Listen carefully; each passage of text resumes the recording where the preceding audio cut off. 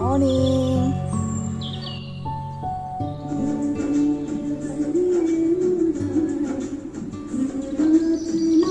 নতুন এটা দিনলৈ সকলোকে স্বাগতম জনাইছোঁ আৰু কুহুমীয়া পানী এগিলাচেৰে আজিৰ দিনটো আৰম্ভ কৰিছোঁ। কুহুমীয়া পানী গিলাচত এড কৰিলোঁ নেমু আৰু হানি। আৰু এইফালে ব্ৰেকফাষ্টত খাবলৈ বুলি লৈছোঁ খিচিৰি।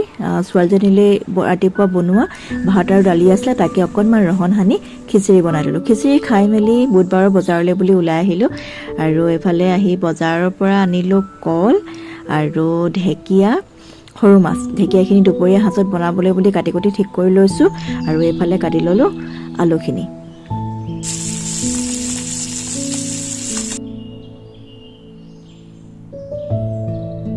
আৰু মই এইফালে চাদৰ এখন দহি কৰি আছোঁ, শেষ হোৱাগৈ নাই, এতিয়া তাকে অলপমান কৰোঁ। আৰু আজি মিনি ব্লগটোৰ পৰা ইমানখিনিতে বিদায় লৈছোঁ। কাইলৈ নতুন এটা ভিডিঅ'